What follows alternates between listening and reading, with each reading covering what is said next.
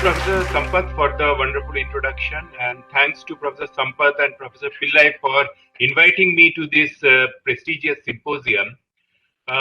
So today I will talk about one of the degradation mechanisms of electrode materials in alkali metal ion batteries, which include the lithium-ion battery, the upcoming sodium-ion battery, and so on. So before going to the main course of today, as an appetizer, let me quickly mention what we do in my group at IIT Bombay. So the primary focus is on materials for electrochemical energy storage, that is the batteries. We try to understand the various performance-related aspects from materials, electrochemical perspectives, the structure property of the material, the interfaces which govern the performance a lot. And with that understanding, we try to move towards the cell development and achieve good cell performance. In addition to the batteries, we also work a little bit on the ceramic systems, the engineering ceramics, focusing on ceramic alloys as well as microstructure engineering. A little bit more about the battery materials or research related to the battery materials. As of now, one of the main focus is on the transition metal oxides, which form the cathode materials for the alkali metal ion batteries. Other than that, we have been working on different types of electrode materials. And another focus is on understanding the mechanical degradation of the electrode materials. To do so, we try to look inside the battery as to what's happening. And for doing that, we use a lot of operando investigations. Operando synchrotron, which we have just next door in Arakat, I put it that way, and after trying to monitor the stress development in real time during the charge discharge, and taking that understanding towards developing good cells. We are also looking at solid state lithium ion batteries since the last few years. Now, first, let me thank Dr. Ilangovan for the introduction to the battery systems, that I don't have to spend much time on this slide. So I will skip the introduction part. Just as a recap, so when lithium-ion cells or say sodium-ion cells are assembled, they are assembled in a discharged state because the lithium-ion or sodium-ion are primarily residing on the cathode side, the cathode material. Now, when we charge the cell, the lithium-ions or sodium ion in case of a sodium ion cell, it will move out of the cathode material and get hosted by the anode material. And when we are drawing power from it, that is the discharge, the lithium ions will again shuttle back to the cathode material. The overall free energy change of this process, of this entire process of the removal and the hosting by the other material in the lattice, that determines the theoretical potential, which Dr. Ilangovan was referring to, the OCB, which and there will be a lot of losses during the actual current application, which is also governed by the kinetic aspects a lot. Now, in addition to the voltage, another important parameter is the capacity of the cell, and that is primarily determined by how much of the lithium ion or sodium ion is hosted reversibly by the electrode material. So there comes the materials perspective in significant terms.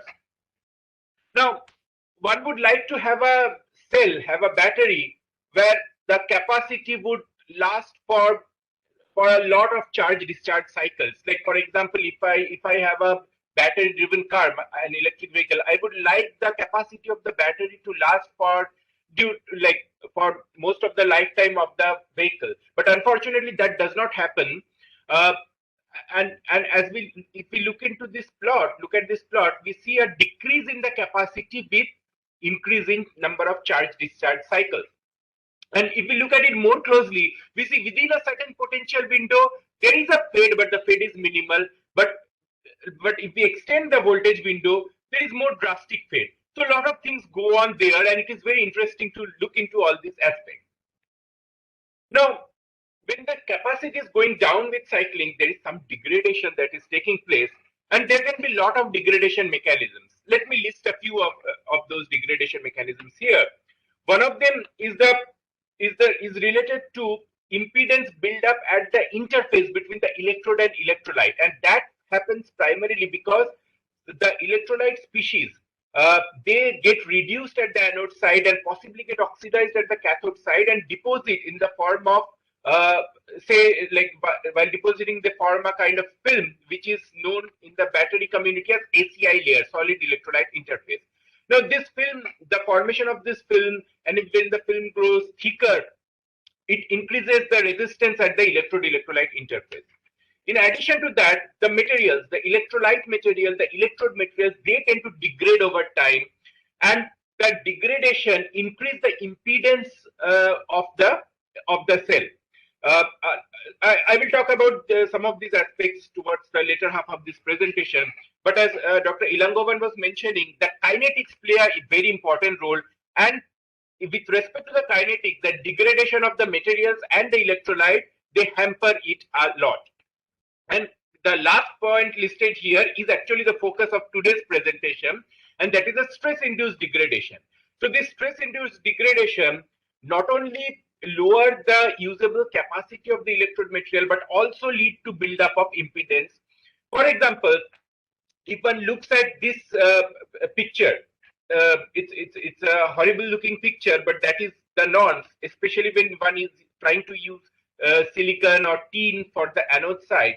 So it's like totally crumbled and broken after just a few cycles, I would say 40 cycles. Now, when these particles get crumbled due to stress-induced degradation, they lose the connectivity. So this particle is useless. It has lost all its connectivity. So it won't be utilized for its capacity. And at the same time, they are forming new surfaces, and which is getting exposed to the electrolyte, and more of this ACI layer can form on these newly fractured fresh surfaces, which will keep increasing the impedance of the cell. So stress-induced degradation is a very, very detrimental aspect, and so that mandates looking into it in more details. Now, like coming to the technological issues, we may realize that hardly any increment has happened in the lithium-ion battery capacity over, say, I would put a couple of decades. There has been incremental changes, incremental increments, but I mean, not a drastic increment.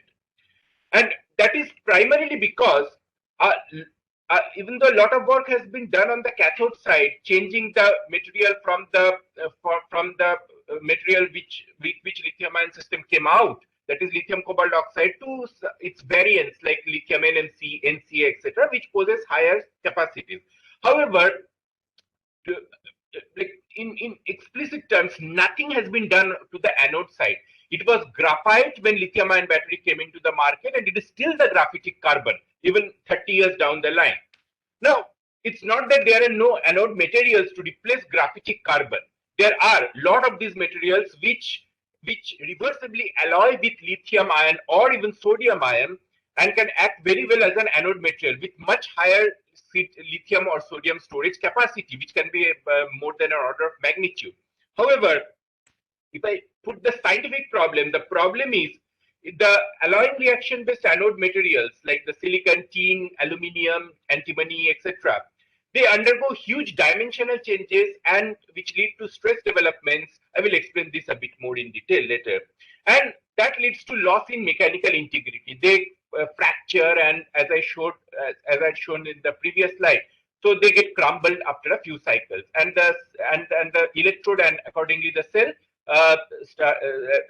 loses its capacity very fast. So that is a big problem which one needs to address to really move to the next generation lithium-ion battery system and actually have very good sodium-ion battery systems, because graphitic carbon does not intercalate sodium ions unlike it does for lithium ions. So graphitic carbon cannot be used in a sodium ion cell, but these alloying-based anode materials, they can alloy with sodium reversibly and they can be used.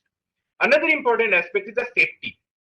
Graphitic carbon intercalates lithium at a much lower potential, and it's very close to the lithium plating stripping potential, which especially at high current densities or lower temperature can lead to lithium plating on the surface and then lead to formation of lithium dendrite, and that can lead to short circuit. So the performance safety aspects both are compromised that way. So it is very important to replace graphitic carbon with some of the alloying reaction-based anode materials on the anode side.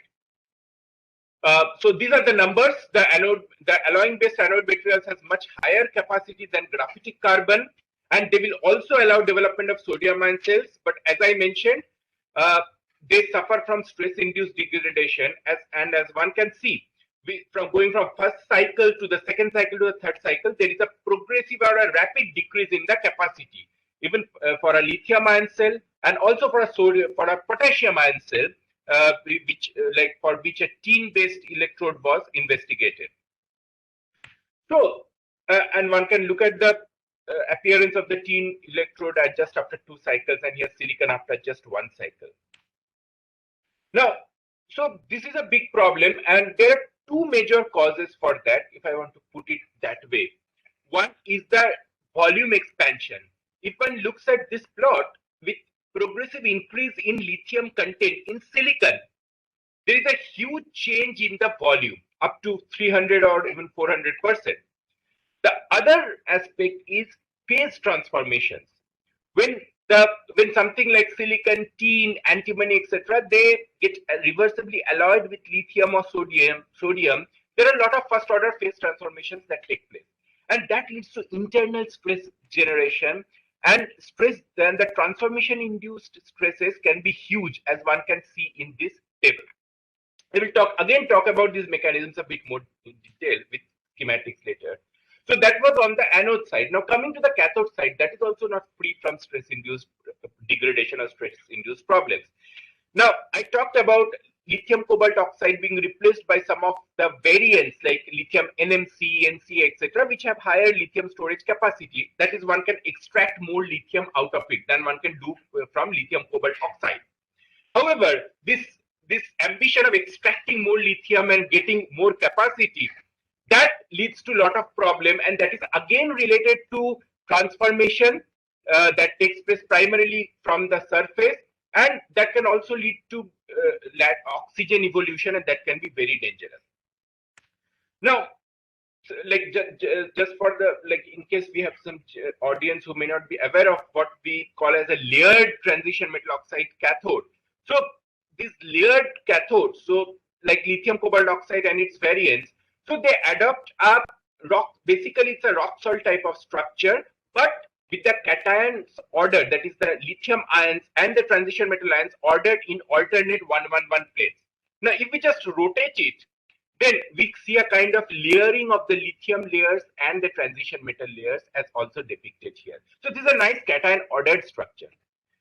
But something can lead to cation disordering as well. Of course, there is a lot of work trying to use cation disordered structure to start with nowadays, but even starting with a cation ordered structure with more lithium being taken out, it can form a cation disordered structure. And that happens because, especially when more and more lithium is taken out, some of the transition metal ions try to move from the transition metal site to the lithium layer, to the lithium site, via, of course, intermediate tetrahedral site. So not going into too much details here. And this leads to cation disordering. And the cation disordering means it goes more towards a rock salt type of structure from being a layered structure with an intermediate spinel phase forming. And if that happens, one can see there is these transformations start primarily from the surface because they need to also have oxygen loss. So these start from the surface and progress inward. As one can see, after 50 cycles, the surface looks very different from that of the bulk. Now, these transformations, again, these are phase transformations or structural transformations, so they lead to cracking of the cathode materials as well. So here comes the stress-induced degradation. So again, the transformation of the structure leading to stresses, leading to cracking and mechanical degradation. So all I want to say is that the stress-related problem is not just for an anode side when one tries to replace graphitic carbon with the higher capacity anode materials, but it is also very much there on the cathode side, again with the ambition of extracting more lithium out of the layered transition metal oxide based cathodes. Okay, so this is just an example of one of the works done in my group. So we try to suppress the transformation on the cathode side, the layered lithium transition metal oxide, the lithium NMC, by suppressing suppressing the cationic migration from the transition metal side to the lithium side by doping the intermediate side with some cation which becomes stable at that intermediate tetrahedral side. And we found that without doing any other modification, no electrolyte modification, it improves the capacity retention significantly, even with a higher upper cutoff voltage of 4.7 volts. That is extracting a lot of lithium out of it. And again, so all this is done primarily by tuning the inherent property of the characteristic of the structure of the material. Okay, so now coming back to the mechanisms associated with stress development. Of course, one of the major mechanisms is the overall volume expansion and contraction of the electrode active particles, the electrode active films, and which are being constrained by the surrounding. So that leads to stress development.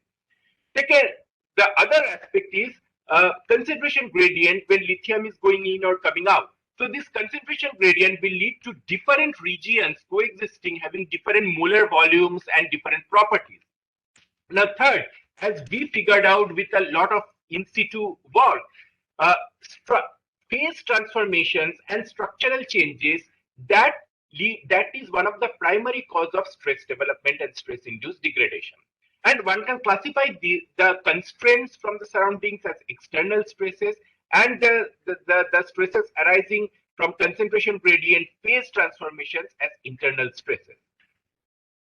Now, understanding these aspects were possible because in addition to other works that we do with the lithium ion or the sodium ion cells and the materials, we also focus a lot on the operando measurements of the stress, on operando stress measurements during the charge discharge process. Now, let me quickly show the setup that we use. I can discuss about it more in detail later.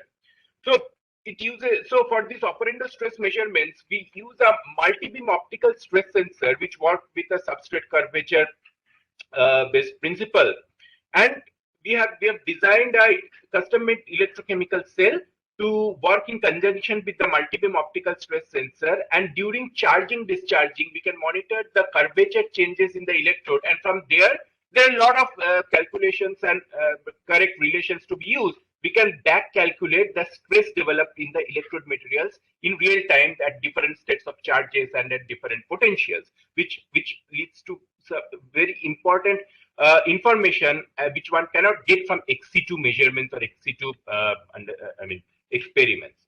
Now, for example, in the case of Teambased electrodes, using which we first found this out for lithium-ion cells, we see that when we see a potential plateaus during the lithiation deletion, now these potential plateaus are associated with first-order phase transformations, which are listed here, and that is during such phase transformation, the electrochemical potential of the species will remain constant till the end of the phase transformation, and hence we get a potential plateau.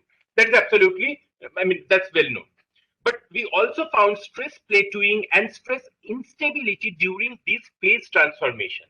And that gave us an idea that it is these phase transformations which are the primary source of mechanical degradation for alloying reaction-based anode materials to start with. Yeah, so some modeling was done with one of my colleagues, and it gives the same insight that it's basically transformation-induced plasticity that is leading to a lot of loss in mechanical integrity of at least the tin-based anode material. So we tried to develop a suitable microstructure with tin and tin copper intermetallic-based alloy, and of course we saw improvement in the cyclic stability. Now, operando stress measurements helped us understand this, and we see that in the case of this electrode material, we do not see such stress plateaus or stress instability. We see a monotonous buildup of stress, and the stress magnitude also being lower than that of a pure tin. So the suppression of the phase transformations by alloying, that helped a lot with improving the cyclic stability of this alloying reaction-based material. Again, something to do with the inherent structure and property and composition of the electrode material itself. So we also, with our operando system, we also looked at how something which is known as a buffer interlayer that is graphene and with some innovative shape memory alloy, how they can improve the cyclic stability and modify the stress development. We saw that when we have this kind of a buffer interlayer like few layers graphene or multi-layers graphene, we do not see the silicon getting plastically deformed, which it does if we don't have such interlayer. Now that was very interesting. We tried to understand that, but more importantly, such interlayers, the importance lies with the interface between the silicon graphene interlayer. That is what we figured out, and of course there is cracking, but the interface is such that this cracking remains. This cracking do not dissociate, do not degrade further, and we get a more stable capacity retention. As one can see with the coin cell for silicon graphene based electrode as well as silicon shape memory based electrodes. However, with shape memory alloy, there is a problem that after each cycle we find we find some irreversibility in the shape memory alloy deformation and the phase transformation, and that reduces its efficacy over multiple cycles. Now, especially with the silicon graphene, we found that it is the interface which becomes a weaker interface. Now, here people would have argued that how can a weaker interface lead to improved cyclic stability? But yes, a weaker interface will allow the silicon to expand and contract more freely with less constraint and less plastic deformation. And that was the inference that we made with some calculations and our operando results. That the weaker interface between silicon and graphene as compared to that between the silicon copper or silicon nickel, that helps with the retention of the integrity and hence the capacity of over multiple cycles. So I will be more than happy to discuss the details of this maybe during the discussion. Okay, so summarizing the approaches that have been adopted till date to improve the cyclic stability and suppress the stress-induced degradation of alloying reaction-based anode materials, a lot of focus has gone on introducing buffer interlayers at the interface between the active material and the current collector, and also development of nanostructured porous architectures, etc. However, such poor nanostructured architectures, they look good on an academic paper. However, they reduce the tap density, increase the deleterious electrode-electrolyte interface, and not scalable, and so they are not good for practical usage.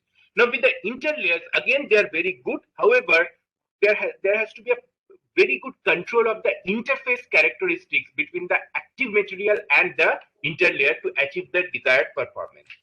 However, what has been missing till date, and something which we are looking into, is like how suppression of the phase transformations and improving the inherent strength of the materials help with improving the cyclic stability by suppressing the mechanical degradation.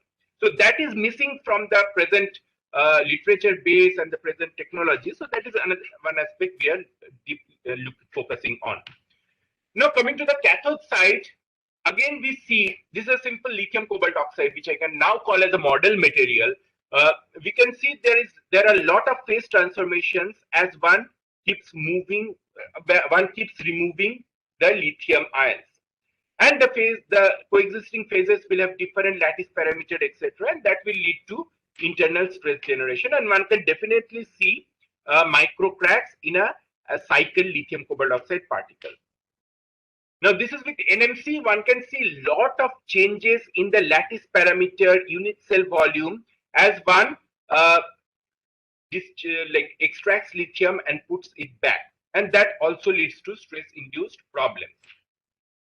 In fact, some of the earlier calculations, they tried to correlate the fracture toughness, again an inherent property of the material, to the size that is needed so that the stress-induced degradation can be suppressed. Now, if we look at these materials, the materials used, the fracture toughness is always 5 MPa or below.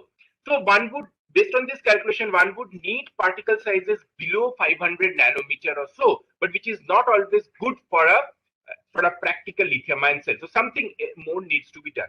Now, another interesting calculation, it associated the C rate with the fracture. So the increase in C rate and of course increase in particle size increases the propensity of fracture.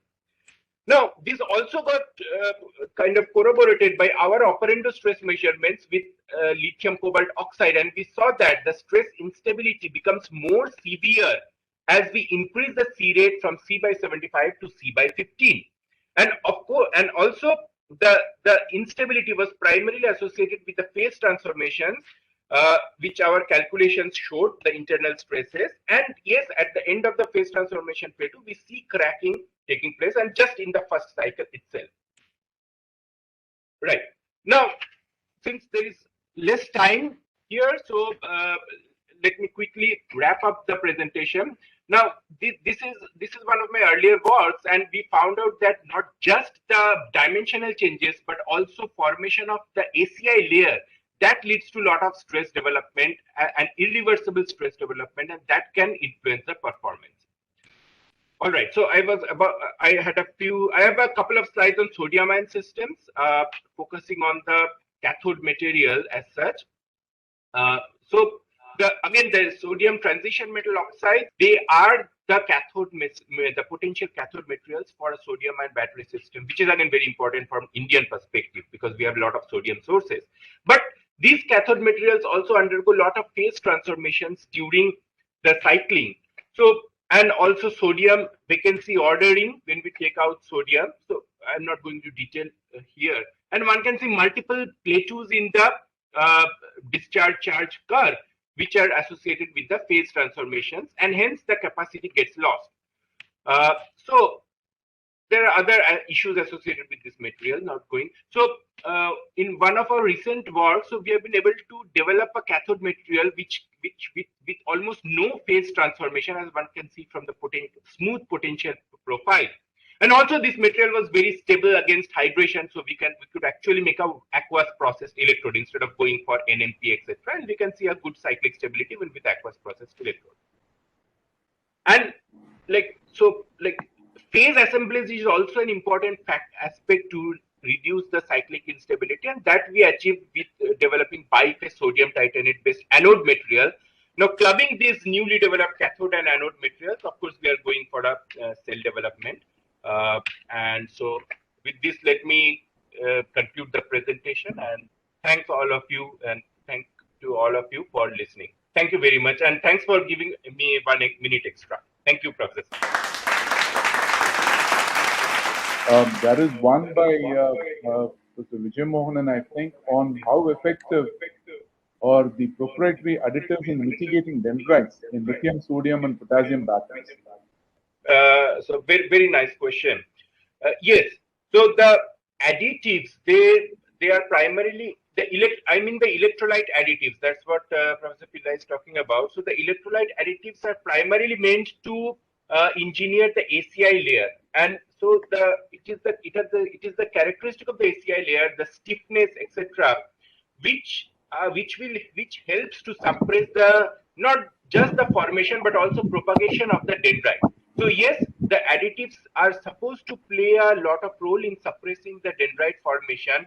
But again, I don't think there is any foolproof additive right now which can totally suppress the formation and propagation of the dendrite. Right. And also, if the ACI layer can be tuned in such a way, again with some additives, that the sodium or lithium deposition itself is much uniform, that can help suppressing the very formation of the dendrite. Right. But yeah, so the additives are meant for that, a lot of additives, but again, I don't think we have gone to that extent that one can totally get rid of the dendrite formation at this point of time. All right. I mean, there's another question, probably the last question for this talk. This is from Dr. Bhaskaran. Layered MnO2 and COO2 systems have potential quantum magnetism. Do they influence the electrochemical processes? Yes. So, like more than that, it is the transformation from being an insulating state to a semiconducting state and a metallic state. As we remove more and more lithium or sodium out of it, that definitely plays a role with the electrochemical performance. Now, what happens is that when we remove the lithium ions from, say, lithium cobalt oxide, the oxidation state of cobalt changes from +3 +4. So that helps a lot with the delocalization of the electrons in the d orbital cloud, and so the degeneracy, and that improves the electronic conductivity, the overall electronic conductivity, and that plays a role in the charge transfer resistance and the kinetics of the insertion removal. So it is this aspect which is more important for these materials, for this particular application. All right. I think we'll close this session in the interest of time. Thank you very much, Dr. Amartya Mukhopadhyay. Thank you. Thank you very much.